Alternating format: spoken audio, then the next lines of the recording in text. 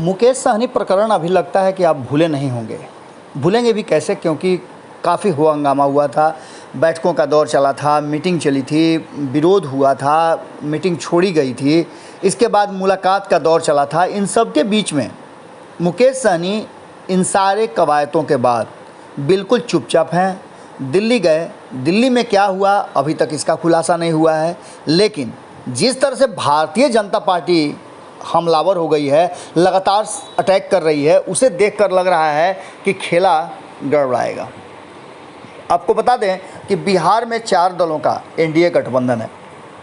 शुरू से ही एनडीए गठबंधन में सब कुछ ठीक ठाक नहीं चल रहा है। जहां एक तरफ भारतीय जनता पार्टी दबाव में रखना चाहती है अपने साथी दलों को, वहीं नीतीश कुमार इस दबाव से बाहर निकलने का पूरा प्लान बना चुके हैं। अब बाकी के जो छोटे छोटे दल, हम छोटे दल इसलिए कह रहे हैं कि सीट की संख्या के हिसाब से 4-4 सीट वाले वीआईपी और हिंदुस्तानी आवाम पार्टी जब भी कुछ बोल रहे हैं तो उनका जमकर विरोध हो रहा है। जीतन राम मांझी ने तो चुप्पी साध ली है और लगता है कि वो मुकेश सहनी के साथ जिस तरह का व्यवहार हुआ है उसे देख करके वो कहीं ना कहीं अब समझ गए हैं कि उनके लिए भी स्थितियां माकूल नहीं हैं। जीतन राम मांझी के तरफ से बयानों का सिलसिला थमा हुआ है और वहीं वो समझौतावादी भी नज़र आ रहे हैं। ये तब से शुरू हुआ है जब मुकेश सहनी उनसे मिल करके आए थे, काफ़ी गुस्से में थे, तब तक सब कुछ ठीक ठाक चल रहा था। लेकिन मुकेश सहनी के निकलते ही जैसे ही भारतीय जनता पार्टी के कद्दावर नेता और केंद्रीय नेतृत्व द्वारा बिहार भेजे गए शाहनवाज हुसैन मिलते हैं तो मामला पलट जाता है। उसके बाद से जीतन राम मांझी के बयान में भारतीय जनता पार्टी के लिए काफ़ी मुलायमियत नज़र आने लगती है। अब इस पूरे प्रकरण में देखा गया जाए तो मुकेश सहनी बिल्कुल चुपचाप हैं। हालांकि मुकेश सहनी का गुस्सा जायज़ लगता है, क्योंकि जब वो एक मंत्री होते हुए उत्तर प्रदेश के दौरे पर जाते हैं तो उन्हें रोक दिया जाता है।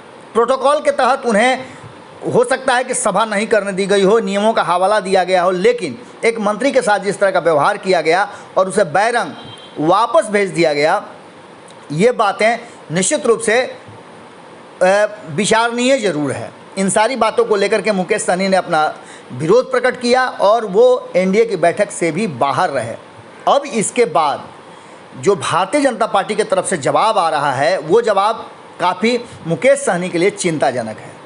आपको पता है कि मुकेश सहनी वो पिलर है जिस पर सरकार टिकी हुई है, लेकिन इस बीच में मुकेश सहनी के जो विधायक हैं उनको लेकर के कई बातें आई थी। कहा यह जा रहा था कि उनके विधायक उनके विरुद्ध खड़े हो गए हैं। इस पर मुकेश सहनी ने एक बयान भी दिया था कि पर्दे के पीछे से जो लोग भी खेल कर रहे हैं पर्दा जला दूंगा।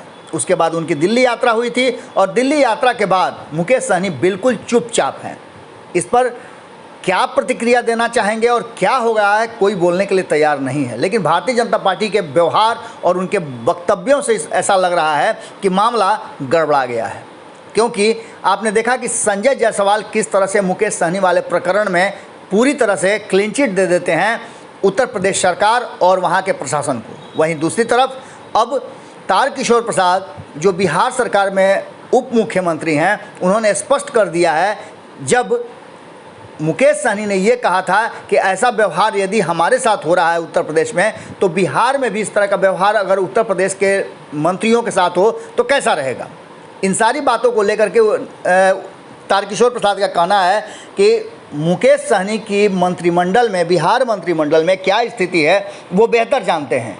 वो कोई मंत्रिमंडल नहीं है कि इस तरह की बातें कर सकते हैं। अब इससे आप अंदाज़ा लगा सकते हैं कि मुकेश सहनी को या फिर भारतीय जनता पार्टी अपने साथियों को किस तरह से समझती है। वो तो नीतीश कुमार हैं जो बार बार अपने रणनीति और पैंतरे से भारतीय जनता पार्टी को झुका कर रखते हैं, वरना भारतीय जनता पार्टी ने बड़े बड़े जहाज़ को ऐसे डुबोया है जिसका कोई अता पता भी नहीं है।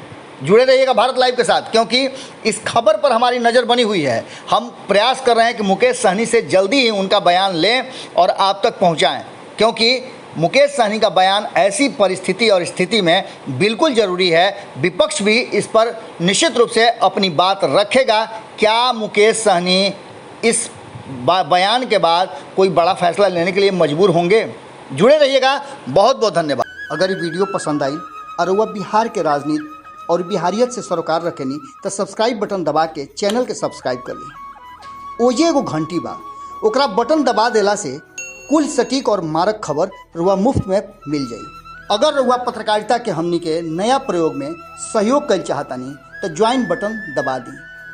पेटीएम नंबर नोट कर ली 9386816700। धन्यवाद।